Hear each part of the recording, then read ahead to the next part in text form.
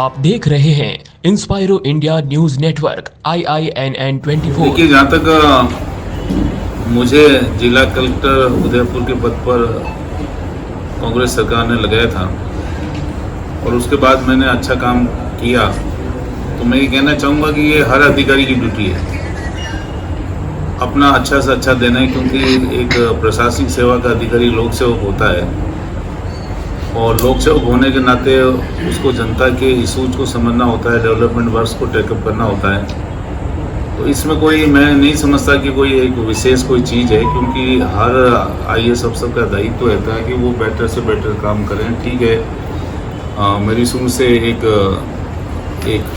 Hobby रही है काम की, हार्ड वर्किंग की।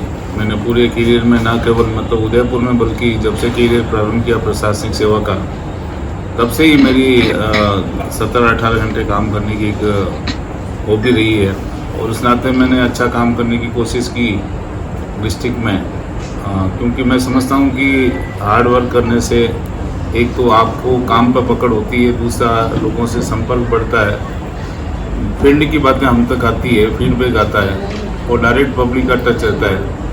अधिकारी और पब्लिक के मध्य संवाद बहुत सहज हो, ये बहुत ज़रूरी है उस क्षेत्र के लिए जहाँ भी आप प्रतिस्थापित रहे हैं। मुझे मेवाड़ में इससे पहले मुझे मेवाड़ में काम करने का मौका नहीं मिला। मैं चित्तौड़ के जिला कलेक्टर के रूप में, उदयपुर के जिला कलेक्टर के रूप में, जनजातीय आयुक्त के रूप में, निदेशक खान विभाग के पद पर और MD RSML के पद पर मेरे को काम करने का सौभाग्य पिछले 2 वर्षों में मिला और मैंने अच्छा करने की कोशिश की।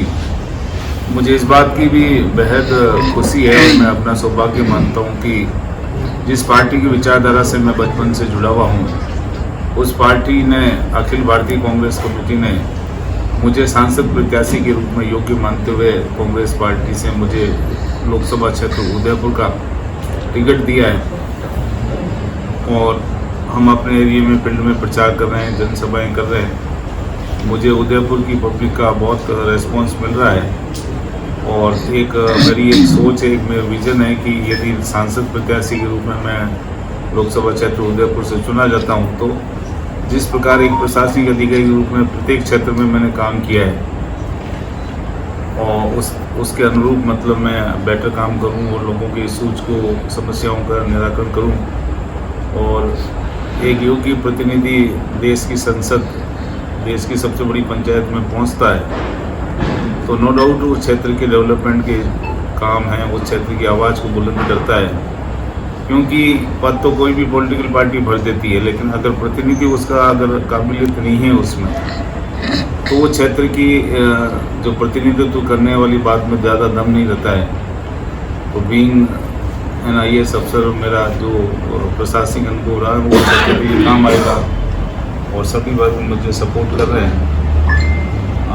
जब मैं पद स्थापित था तब भी प्रत्येक सेक्टर में काम करने की कोशिश की, अच्छा काम करने की, और इसके कारण मुझे प्रधानमंत्री अवार्ड के लिए शॉर्ट लिस्ट किया गया है। मुख्यमंत्री एक्सीलेंस अवार्ड जो पहली बार राज्य सरकार ने जारी किया है, उसको भी मुझे प्राप्त करने का सौभाग्य मिला और कई इवेंट्स उस समय हुई, चाहे वो G20 के इवेंट्स हो या आदि महोत्सव की हो या हमारे इवन खुद के कांग्रेस के नव संकल्प चिंतन शिविर की बात हो, जनजाति खेलकूद राज्य स्तरीय उस समय हुए, बहुत सारी इवेंट्स हुई। तो हमने अच्छा काम करने की कोशिश की। युवाओं के लिए आगे मेरा विज़न है, युवाओं के लिए रोजगार के अवसर सृजित हो। उदयपुर के विकास के लिए बहुत सारी चीज़ें हैं। मैं चाहता हूं कि उदयपुर को कोटा की तर्ज पर शिक्षा नगरी बनाया जाए, विशेष रूप से IT का हब उदयपुर बने। IT इंडस्ट्री वैसे भी उदयपुर में है और हम चाहते हैं कि आकाशवाणी और FCC को शिफ्ट करके उदयपुर के इंडस्ट्रियल एरिया का एक्सटेंशन किया जाए। वो प्रक्रिया मैंने मेरे समय प्रारंभ कर दी थी। मैं चाहता हूं कि उदयपुर को इंटरनेशनल एयरपोर्ट का दर्जा शीघ्र मिले। हमने 145 एकड़ ज़मीन उस समय राज्य सरकार से स्वीकृत करवा ली थी उदयपुर एयरपोर्ट के लिए। हम चाहते हैं कि ग्रामीण क्षेत्र में जो हमारे आदिवासी भाई अपने परिवार के साथ पलायन कर जाते हैं रोजगार के लिए, उनको स्थानीय स्तर पर रोजगार मिले। प्रत्येक उपखंड मुख्यालय पर हमने औद्योगिक क्षेत्र के लिए भूमि आवंटित कर दी थी, अब उसे विकसित करना बाकी है, तो उसको भी हम विकसित करेंगे। एक जो विशेष तौर पे मैं चाहता हूँ कि उदयपुर पर्यटन की दृष्टि से देश और विदेश में विख्यात है, लेकिन ग्रामीण क्षेत्र उदयपुर का शहरी क्षेत्र की तुलना में सुंदर है। तो हम ग्रामीण क्षेत्र में भी पर्यटन को ले जाना चाहेंगे, जिससे कि हमारे लोगों को रोजगार मिल सके, ग्रामीण क्षेत्र में भी समृद्धि आ सके। मैंने कोटड़ा में जो आदि महोत्सव का आयोजन करवाया था, वो इसी को दृष्टिगत रखते हुए करवाया था कि पर्यटन को ग्रामीण क्षेत्र में ले जाया। हम चाहते हैं कि उदयपुर के शिल्पग्राम की तर्ज पर उपखंड मुख्यालयों पर शिल्पग्राम बने। मैं अपने विजन में ये है कि 5 शिल्पग्राम और भी हमारे एरिया में होना चाहिए। विशेष रूप से जो ग्रामीण क्षेत्र है, ग्रामीण क्षेत्र की कला संस्कृति है, ज्वेलरी है, वेशभूषा है, कई तरह की बातें जो आगे प्रमोट हो सकती है। हम चाहते हैं कि उदयपुर के कलाकारों को, जैसे जैसलमेर में लंगा और मांगणियार कलाकारों ने अंतर्राष्ट्रीय स्तर पर परफॉर्म किया, वैसे उदयपुर के हमारे लोक कलाकार भी अंतर्राष्ट्रीय स्तर पर परफॉर्म करें। हमने पर्यटन विभाग के कैलेंडर में प्रतिवर्ष आदि महोत्सव को आयोजित करने का मुख्यमंत्री जी तत्कालीन जो अशोक गहलोत जी से निवेदन करके डलवाया था कि प्रतिवर्ष आदि महोत्सव 15 नवंबर को जो बिरसा मुंडा जी की जयंती है, भगवान बिरसा मुंडा जी की, गौरी आपको पता है यहाँ का एक महत्वपूर्ण लोक संस्कृति है, वो भी अंतर्राष्ट्रीय स्तर पर उसको विकसित होनी चाहिए।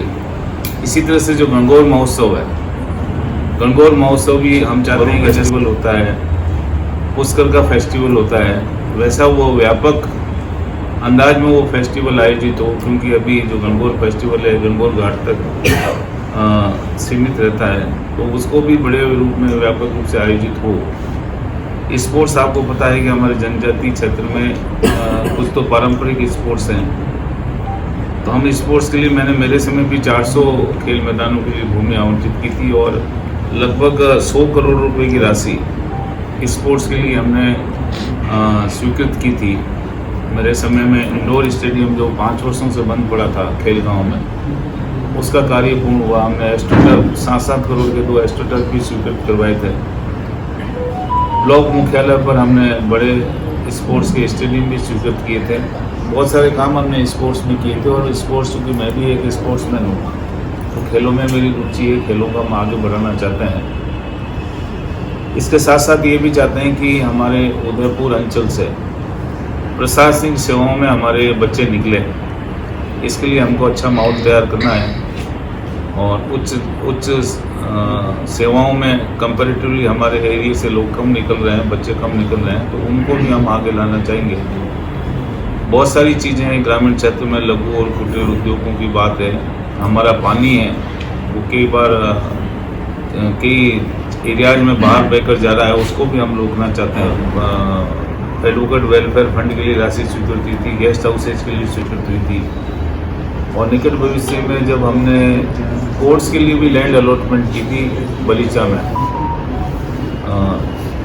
जो नई कृषि उपज मंडी बनी है, लगभग 30 एकड़ जमीन, ये कोर्ट के सारे कोर्ट कैंपस के लिए, ताकि कोर्ट का जो कंजेशन होता है वो कम हो, आवासीय के लिए भी और कोर्ट्स के लिए भी। जब मैं खुद कलेक्टर था तो उस समय कोर्ट्स के लिए लैंड अलॉटमेंट की थी, तो वो भी एक चाहते हैं कि भी कोर्ट एक व्यवस्थित कैंपस हो, जैसे चित्तौड़ में एक अच्छा कैंपस है, तो कोर्ट्स के लिए भी तो हाई कोर्ट की मांग है, उसके लिए हम करेंगे। कोऑपरेटिव सोसाइटीज का से ज़्यादा मैं आवश्यक मानता हूँ कि हमारे जो डेयरी बूथ, जब उदयपुर जिला की बात करें तो लगभग 650 पंचायत, उस समय भी केवल 250 पंचायत में ही डेयरी बूथ है, दुग्ध संकलन केंद्र। तो हम चाहते हैं कि हमारी प्रत्येक पंचायत में, अब लोकसभा क्षेत्र उदयपुर में लगभग 800 पंचायतें हैं, प्रत्येक पंचायत में दुग्ध संकलन केंद्र हो, जिससे ग्रामीण क्षेत्र में महिलाओं को रोजगार मिल सके और जो पशुपालन है बेटर हो सके। लंपी के समय भी हमने शानदार काम किया था, क्योंकि मैं ये कहना चाहता हूँ कि जो भारतीय जनता पार्टी है वो तो जो गौ सेवक का एक ब्रांड अपने पर लगाती है कि हम गौ रक्षा करते हैं, गौ सेवक, लेकिन लंपी के समय हमने देखा कि वास्तविक गौ सेवक कौन है। आप में से भी कई जगह आपने कवरेज किया। लंपी का शानदार मैनेजमेंट हमारी गवर्नमेंट के समय हुआ, क्योंकि लंपी का जो रोग है वास्तव में बहुत ही दुखदायी रहता है। हमने कृषि उपज मंडी जो नई बनी उसमें हमने एस्टेब्लिश किया था, बड़गांव में एस्टेब्लिश किया था। इवन एक चौराहा है यहाँ पर, परशुराम चौराहा, वहाँ पर भी हमने एक बड़ा सेंटर एस्टेब्लिश किया था। कई क्षेत्रों में हमने लंपी की रोकथाम के लिए काम किया था। बाकी और भी बहुत सारी प्रायोरिटी है, जो 5 प्रायोरिटी थी वो मैंने आपको। मुझे कि आपके बंधन का बार बार ये एक बयान ऐसा है कि आपका जो रिटर्न PRS है वो लेट मंजूर हुआ है और मन्ना लाल जी का जो है वो जल्दी हो गया। तो ये बार बार अशोक गहलोत जी भी कहते हैं, आप भी कहते हैं, दूसरे नेता। आपने कब अप्लाई किया था इसके लिए? उसमें तारीख डाली आपने 20 दिसंबर। 20 दिसंबर। कब तक के लिए आपने रिटायरमेंट? मैंने 20 दिसंबर को अप्लाई किया था और गवर्नमेंट को ये रिक्वेस्ट की थी कि मेरा 29 दिसंबर से मेरा रिटायरमेंट मंजूर कर लिया जाए। 29 दिसंबर मुझे मिला आपके 20 मार्च को। सर, पिछले चुनाव में कांग्रेस के जो प्रत्याशी थे गौरव वल्लभ, ठीक है, वो उनका मतलब हारे, उसके बाद में उन्होंने बीजेपी ज्वाइन कर ली। तो कहीं ना कहीं उदयपुर की जो जनता का जो विश्वास था वो कहीं ना कहीं टूटा है, जिन्होंने उनको वोट दिया या कांग्रेस के समर्थन में थे। तो आप क्या कोई ऐसा कमिटमेंट या फिर कोई एक प्रॉमिस उदयपुर की जनता को देना चाहेंगे? देखिए, किसी के पार्टी में आने जाने से कोई पार्टी कमजोर नहीं होती और नहीं कोई मजबूत होती है। मैं तो ये कहना चाहूँगा कि मैं 10 साल का था उस समय मेरी माँ से मैंने एक प्रश्न पूछा था कि माँ, आप हमेशा ही कांग्रेस को क्यों वोट देते हैं? मेरी माँ ने उस समय कहा था कि ये कांग्रेस पार्टी है जिसने तेरे पिता को रोजगार दिया, एक सम्मान दिया, बराबरी में बैठने का मौका दिया मुझे, और जो ये विचारधारा है वो सबको साथ लेके चलती है, सभी धर्मों का आदर करती है, सभी जातियों का आदर करती है। तो मैं चाइल्डहुड से कांग्रेस विचारधारा का रहा हूँ। मतलब ठीक है, बाद में गवर्नमेंट कॉलेज में भी आया, गवर्नमेंट जॉब में भी रहा, लेकिन मेरी विचारधारा शुरू से कांग्रेसी विचारधारा रही है। और मैं ये मानता हूँ कि अभी भी तो मेरे को और भी पार्टियाँ ले सकती थी, कई ऑफर भी थे, लेकिन इसके बावजूद भी कांग्रेस विचारधारा से जुड़ा और मैं निश्चित रूप से जब तक अंतिम सांस है तब तक कांग्रेस के साथ ही रहूंगा। इसमें कोई सर, एक और आपने इतने पॉइंट गिना है, इसमें कहीं भी कन्हैयालाल हत्याकांड का कहीं भी जिक्र नहीं हुआ या उनके दोषियों को सजा दिलाने का कहीं जिक्र नहीं हुआ, तो क्या उसके लिए आप कुछ करेंगे? देखिए, उदयपुर का मीडिया इस बात को बहुत अच्छी तरह जानता है। उस समय मैं जिला मजिस्ट्रेट था। कन्हैयालाल हत्याकांड का जब वो घटना हुई थी उसमें 2 घंटे में हमने अपराधियों को पकड़ लिया था। दूसरी बात, 2 दिन में स्थिति को हमारे उदयपुर में कहीं स्थिति ऐसा नहीं था कंट्रोल में नहीं हो, बाहर प्रचारित कुछ भी हो रहा हो। तो मैं उस समय खुद जिला मजिस्ट्रेट था। आपको ये भी पता है कि मीडिया में खुद में आया कि DGP पुलिस और चीफ सेक्रेटरी ने दोनों ने जिला मजिस्ट्रेट के नाते मेरी भूमिका की बहुत सराहना की थी। सर्किट हाउस में मीटिंग थी, उस मीटिंग में उन्होंने ये बात कही थी कि बखूबी जिला मजिस्ट्रेट के रूप में आप इसको हैंडल किया बहुत अच्छी तरीके से, कोई लॉ एंड ऑर्डर भंग नहीं होने दिया। नहीं तो मुझे ये कहते हुए कोई गुरेज नहीं कि उदयपुर 10 साल पीछे चले जाता। कोई भी अगर घटना कारित होती उस समय, मैं उसमें पब्लिक का भी बहुत बहुत आभार व्यक्त करता हूँ, मीडिया का भी बहुत बहुत आभार व्यक्त करता हूँ, हमारे जो साधु संत हैं, हमारे मौलवी, उनका भी बहुत आभार व्यक्त करता हूँ। उस समय जो माहौल स्थिति बनी थी सबने मेरा साथ दिया। और जहाँ तक घटना की बात है, उसको 2 घंटे में पकड़ा। इसके अलावा 50 लाख रुपए की सहायता दी। इसके अलावा दोनों बच्चों को सरकारी नौकरी दी। और इतना ही नहीं, उनके एकमात्र जो चश्मदीद गवाह थे राजकुमार जी शर्मा, उनकी पत्नी को मैंने सहायता दी व्यक्तिगत तौर पर, उनके परिवार को सहायता दी, 5 लाख रुपए की सहायता उनको भी दिलवाई। इसके अलावा ग्रीन कॉरिडोर एस्टेब्लिश करके डॉक्टर्स की स्पेशल टीम जयपुर से बुलवाई, क्योंकि बीच में उनका बहुत स्वास्थ्य खराब हो गया था। और इन परिवारों को मैं लगातार संपर्क हुआ। जब मेरा टिकट मिला, टिकट मिलने के बाद में कन्हैयालाल जी के परिवार वालों ने भी मेरे से संपर्क किया, राजकुमार जी की पत्नी पुष्पा शर्मा जी ने मेरे से संपर्क किया। और मैं उसके बाद भी, घटना के बाद भी, मैं चाहे यहाँ रहा पोस्ट पर रहा नहीं रहा, वो लगातार मेरे परिवार मेरे संपर्क में है, क्योंकि कांग्रेस हमेशा बड़े सोच की पार्टी है, इस तरह की धर्म की राजनीति नहीं करती। चलो मान माना बताएं। कि अभी आपने प्रशासनिक अधिकारी के तौर पर कई इलेक्शन कराए हैं। राजस्थान में पहली बार जो फर्स्ट फेज हुआ है उसमें इलेक्शन परसेंटेज डाउन होता है। एक तो आप उसको किस नज़र से देखते हैं, और दूसरा कि आपने इतने सारे मुद्दे उठाए जबकि चुनाव में हम कवर कर रहे हैं, मुद्दे पूरी तरह से गायब थे। आपने इतने मुद्दे उठाए मगर आपने बहुत लेट स्टेज पे आकर ये मुद्दे उठाए। आप क्या सोचते हैं इस बारे में? ये 2 महीने पहले उठाते हैं, इसका ज्यादा असर होता है क्या? देखिए, जहाँ तक मुद्दे उठाने की बात है तो सेवा नियमों के तहत मैं बंधा हुआ था। जब तक मेरा रिटायरमेंट गवर्नमेंट मंजूर नहीं करती तब तक मैं पॉलिटिकल चर्चा नहीं कर सकता। तो जब मेरा रिटायरमेंट मंजूर किया इसके बाद ही मैंने इन मुद्दों की बात मैं कर रहा हूँ। और जहाँ तक लो परसेंटेज की बात है तो मुझे ऐसा लगता है कि ये जो सरकार की जो वर्किंग है इसके प्रति आम जन की उदासीनता का द्योतक है। अदरवाइज बढ़ चढ़कर एक जोश होता जो इलेक्शन कमीशन की ट्रांसपेरेंसी पर भी कई बार मुद्दे उठते रहे हैं। लो वोटिंग यही दर्शाता है कि सरकार के काम के प्रति लोगों में कोई जोश नहीं है। सर, आपने आपके कार्यकाल में काफ़ी अच्छे काम किए, लेकिन बीजेपी ने इसको एक सिरे से खारिज करके पिछले दिनों उनके मंत्रियों ने, नेताओं ने कहा कि कार्यक्रम के अंदर कांग्रेस के एजेंट के रूप में काम किया। दूसरी बार फूल सिंह मीणा ने यहाँ सभा के अंदर ये कहा कि DMFT की राशि पर दारागंज ने भेदभाव किया, हमारी विधानसभा की पंचायतों को पैसा नहीं दिया। इस बारे में आप क्या कहें?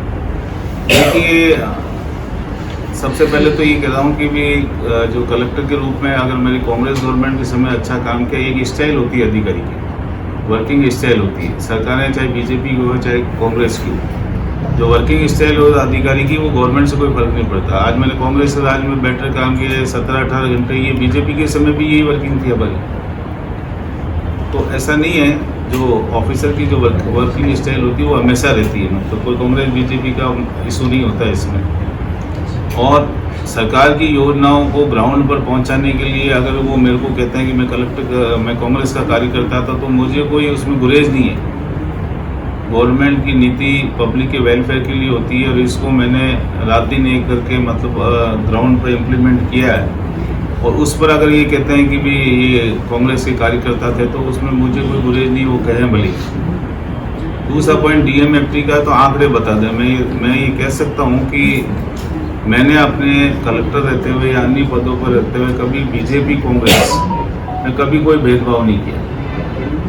उनको भी उनके अंतर्मन में बहुत अच्छी से पता है। मैंने हमेशा सम्मान किया। मैंने पार्टी लाइन पे तो कभी काम करने का सोचा ही नहीं, क्योंकि बीइंग ब्यूरोक्रेट हमारे लिए सब बराबर है। और आप उठा के देख लें आंकड़े DMFT के किस विधानसभा में कितनी राशि स्वीकृति हुई है। सर, चुनाव में अक्सर कार्यकर्ता निराश दिख रहे हैं उदयपुर में भी, और जब विधानसभा चुनाव होते हैं तब भी ये मुद्दा उठाता स्थानीय और बाहरी था। कार्यकर्ता निष्ठा से काम करता है लेकिन ऐसे कोई टिकट दिया जाता है। गौरव वल्लभ जी के आज चुनाव हारने का एक कारण ये भी था, तो आप कैसे देखते हैं इसको? मुझे तो जो टिकट दिया है वो कांग्रेस के सारे वरिष्ठ जन, कांग्रेस के कार्यकर्ता सबने अनुशंसा की। लेकिन स्थानीय कार्यकर्ताओं को सपोर्ट नहीं मिलता है ना सर? नहीं, हमें तो मैं आपको बताना चाहूँगा कि मेरे टिकट के लिए तो सबने अनुशंसा की है। तो स्थानीय और बाहरी वाली बात ही नहीं है, क्योंकि सभी नेता चाहते थे कि भी कांग्रेस से अच्छा कैंडिडेट, और सबने मेरे लिए रिकमेंड किया। किसी ने ऐसा नहीं कि मैं किसी का टिकट काट के आया हूँ। किसी ने टिकट मांगा और उसके बावजूद भी मुझे मिल गया हो, तो सभी के रिकमेंडेशन आए हैं। सर, 2023 के विधानसभा चुनाव में बाप ने 2 लाख से ऊपर वोट दिए थे उदयपुर संसदीय, तो उनको क्या मैनेज किया? अपनी बाप से बात हुई है? देखिए, झूठ ज़्यादा लंबे समय नहीं चलता है।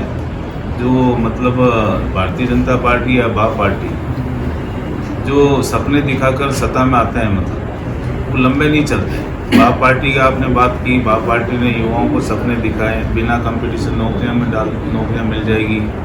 वन विभाग की 4 दीवारी को हटाकर भूमि आवंटन कर देंगे।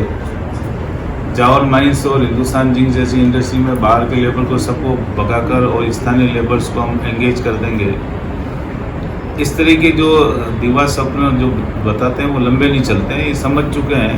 आने वाले समय में आपको जब 4 जून को रिजल्ट आएगा तो वो भी क्लियर हो जाएगा कि वो आपको कितने वोट मिलते हैं। आपका तो समझौता है आपके साथ बांसवाड़ा में, तो हाँ समझौता। तो उदयपुर लोकसभा की बात कर रहा हूँ। सर आपने पूरे फील्ड में दौरा किया, पिछले दिनों प्रचार किया, क्या माहौल लगता है आपको और अगर जीत का करने को कितना अंतर रहेगा आपको, क्या दावा? देखिए, जीत का जो अंतर की इसके बारे में तो मैं आपको नहीं कह सकता, लेकिन ये जरूर कहूँगा कि हमारे सारे लोगों में जोश है, कांग्रेस से एकजुट है, ग्राउंड लेवल के कार्यकर्ता से लेकर सीनियर लीडर्स तक एक हैं और सब अच्छा काम कर रहे हैं। और यह भी बात है कि कैंडिडेट की क्वालिटी का भी फ़र्क है, स्टेटस का भी फ़र्क है, उसके अनुभव का भी फ़र्क है, वो भी लोगों के चयन में आता है। और विशेष रूप से सिटी एरिया में लोग चाहते हैं, पूरा क्षेत्र चाहता है कि अच्छा उम्मीदवार चुन कर जाए तो क्षेत्र की आवाज़ को बुलंद करेगा, विकास के काम होगा। तो मैं ये कह सकता हूँ कि जो रेस्पॉन्स मिल रहा है उसके अनुसार मतलब कांग्रेस लोकसभा क्षेत्र उदयपुर की सीट को निश्चित रूप से जीतेगी। कितने अंतर से जीतेगी इसके बारे में मैं कोई आकलन में नहीं बता सकता। सर, चुनावी भाषणों में बीजेपी एक बात जोर शोर से उठा रही है कि जब राम मंदिर का निमंत्रण कांग्रेस को मिला तो उसने ठुकरा दिया। वो कह रहे जो राम का नहीं वो किसी का नहीं। तो राम मंदिर का निमंत्रण ठुकराना आपकी नज़र में ठीक था या आप उससे सहमत नहीं? आप ये देखें कि राम मंदिर के दरवाजे किसने खोले थे? राजीव गांधी जी ने खोले थे। कांग्रेस तो राम की पुजारी है और ये भाजपा राम के व्यापारी हैं। मतलब हम कोई धर्म के नाम पर मार्केटिंग नहीं करते हैं। और इस तरह से कि निमंत्रण लेना, ठुकराना, इस तरह की मतलब छोटी सोच नहीं रखते हैं। आपको पता है सभी को कि राम राम हम उठते ही राम बोलते हैं और जब हम बचपन से हजारों सालों से बोलते आए हैं। सर, मेरा एक लास्ट क्वेश्चन है। जैसा कि आप बता रहे हैं कि पर्यटन को बढ़ावा मिलेगा उदयपुर में और आसपास की जगहों में, तो कई जगह जो है ऐसी जैसी मांझी का घाट हो गया, सास बहू टेम्पल हो गया, वहाँ पे प्री वेड शूट हो रहे हैं और कई जगह नशेड़ी ऐसे वहाँ पे बैठे रहते हैं, जिससे आसपास की जो जनता है उनकी कहीं ना कहीं जो भावना है वो ठेस हो रही है। तो क्या आप इस चीज़ को ध्यान में रखते हुए पर्यटन को बढ़ावा देंगे? देखिए, जिन चीज़ों से जन भावना प्रभावित होती है ऐसी चीज़ों को हम प्रमोट नहीं करेंगे। घाटों को अगर मान लो कॉमर्शियल यूज हो रहा है, इससे कोई पब्लिक सेंटिमेंट्स में फ़र्क पड़ता है तो इसको हम टॉलरेट नहीं करेंगे, क्योंकि पर्यटन को बढ़ावा देने के लिए हमारी इमेज भी ज़रूरी है। सर, जब भी चुनाव आते हैं तो गुलाब जी का उदयपुर में लंबा प्रवास होता है। ये हमारे मुख्यमंत्री जी ने, पूर्व मुख्यमंत्री जी ने कल अपने उद्बोधन में चीज़ें क्लियर कर दी। मैं तो वही बात कहना चाहूँगा। सर, वोट देने तो आएंगे ना, उनका वोट तो यही है। वोट देने से तो मना करने वाली बात ही नहीं है। जो हमारे मुख्यमंत्री जी ने, अशोक गहलोत साहब ने कल स्पीच में बोली चीज़ें हैं, मैं उनकी बात कर रहा हूँ। बाकी तो वोट तो लोकतंत्र में एक राइट है और उसको हमेशा यूज करना चाहिए। उन्होंने कहा था कल कि बाद में आते हैं तो हम उसका स्वागत करते हैं, वोटिंग के बाद में अगर आते हैं तो हम उनका स्वागत करते हैं। ये लाइन थी नहीं, उनका तात्पर्य ये है कि भी एक गरिमामय पद पर वो हैं और किसी तरह से कन्विंसिंग ना हो, उस दृष्टि से उन्होंने अपनी बात बोली थी। सर, विधानसभा चुनाव में बीजेपी ने कांग्रेस के खिलाफ क्राइम का मुद्दा बहुत जोर शोर से उठाया, तो आपको लगता है कि बजरंग सरकार के अंदर क्राइम रेट गिर गया, क्योंकि कांग्रेस भी अभी तक क्राइम के मुद्दे ऐसे आंकड़े तो उससे बेटर ज़्यादा ही हो रहे हैं। जो कांग्रेस गवर्नमेंट के समय के क्राइम उससे तो ज़्यादा हो रहे हैं। और उदयपुर में तो आपको पता है दिन दहाड़े मुख्य सड़क पर मैं भी एक जैन ज्वेलर्स के गया था, इस तरह की चीज़ें हो रही है। मतलब तो उल्टा क्राइम बढ़ा है। कल ही हमारे सीएम साहब ने स्पीच में बोला था कि भी मैंने खुद ना डाटा मंगाया है, तो कांग्रेस गवर्नमेंट से ज़्यादा अपराध अब घटित हो रहे हैं।